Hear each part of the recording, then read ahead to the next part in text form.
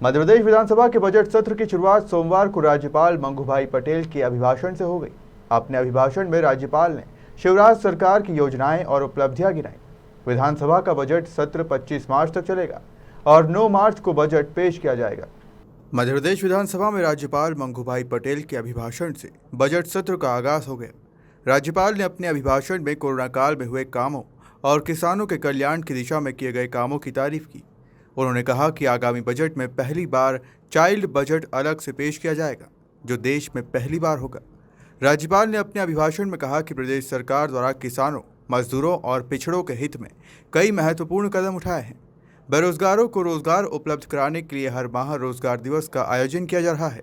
पिछले 4 माह में स्वरोजगार हेतु विभिन्न योजनाओं जैसे प्रधानमंत्री मुद्रा योजना, प्रधानमंत्री रोजगार सृजन योजना, राष्ट्रीय आजीविका मिशन, पथ विक्रेता योजना के तहत 10,27,000 से ज़्यादा हितग्राहियों को 5,430 से ज़्यादा का ऋण उपलब्ध कराया गया है। आरक्षण के लिए मजबूती के साथ पक्ष रखा। सबको मुफ्त वैक्सीन लगवाने का जो दूरदर्शी और जनहितैषी निर्णय लिया, वही आज सुरक्षा कवच बनकर करोड़ों भारतीयों के प्राणों की रक्षा कर रहा है। देश भर में अभियान के रूप में कोविड टीकाकरण होने से कोरोना की तीसरी लहर कहर नहीं बन पाई। ये इस बात का ज्वलंत उदाहरण है कि जब देश का नेतृत्व करने वाले हौसले के साथ फैसले लेते हैं तो जन जन की जिंदगी बदल जाती है।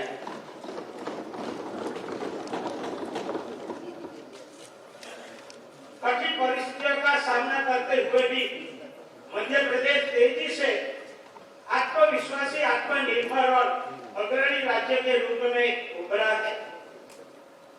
लोकतंत्र की सार्थकता जनता के लिए और जनता के द्वारा शासन में निहित है और मेरी सरकार ने इस सही मायने में चरितार्थ करके दिखाया है।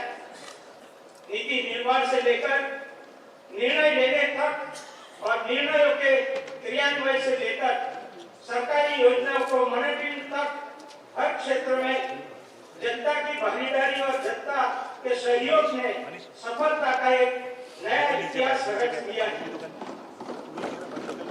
क्राइसिस मैनेजमेंट ग्रुप्स के माध्यम से कोरोना प्रबंधन, एक कोरोना वॉलंटियर अभियान, युवा शक्ति कोरोना मुक्ति अभियान, योग से निरोग कार्यक्रम, ऊर्जा साक्षरता अभियान, अंकुर कार्यक्रम, एडोप्ट इन आंगनबाड़ी अभियान, स्वच्छ भारत अभियान, आत्मनिर्भर मध्य प्रदेश रोड मैप निर्माण, बजट निर्माण और आनंदकों के सहयोग से आनंद गतिविधियों का आयोजन आदि अनेक कार्यों में मध्य प्रदेश में जनता की सक्रिय भागीदारी ने असंभव को संभव कर दिखाया है।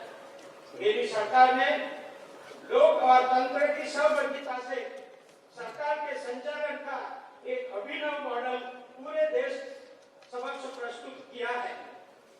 वहीं बजट सत्र के पहले दिन पूर्व मंत्री जीतू पटवारी द्वारा ट्वीट कर राज्यपाल के अभिभाषण का बहिष्कार करने पर सीएम शिवराज खास से नाराज नजर आए। वहीं उन्होंने विधानसभा नेता प्रतिपक्ष कमलनाथ द्वारा ट्वीट कर बहिष्कार का विरोध करने पर सीएम शिवराज ने आभार जताया।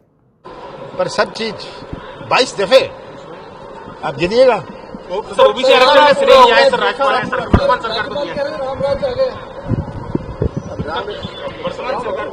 कौन सा राम है, कौन सा राज्य है, वो वही जवाब देंगे इसका। सर ओबीसी आरक्षण कोई आरक्षण पर काम नहीं हो रहा। ये लोगों को बहकाने की, ये तो बहकाने की, गुमराह करने का भाषण है। सही बात तो ये है। सर जीतू पटवारी गलती कर रही है, मैंने सदन में बोल दिया पर कार्रवाई करें। देखिए, मध्य प्रदेश विधानसभा की अपनी गरिमामय परंपरा रही है और महामहिम राज्यपाल महोदय के अभिभाषण को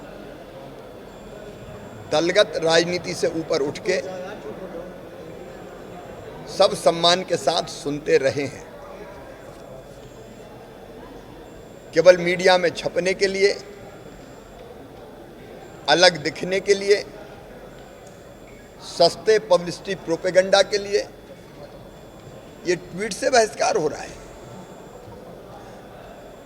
अब ये ट्वीट से बहिष्कार क्या है? क्या सोशल मीडिया पर ही सब कुछ होगा? क्या सदन की गरिमा को खंडित और तार का तार किया जाएगा? क्या मध्य प्रदेश की गौरवशाली परंपराओं को ट्वीट से ध्वस्त कर दिया जाएगा?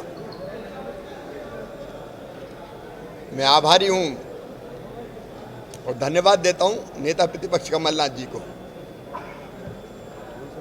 उन्होंने दलगत राजनीति से ऊपर उठकर ये कहा कि ये गलत परंपरा है, और जिसने ये किया है आसंदी के सामने सवाल उठाए। हमारे संसदीय कार्य मंत्री जी ने, नरोत्तम जी ने मामला उठाया है, उन्होंने गंभीरता से लिया है और ऐसे कदाचरण पर आसंदी फैसला करेगी। भोपाल से उमेश यादव की रिपोर्ट।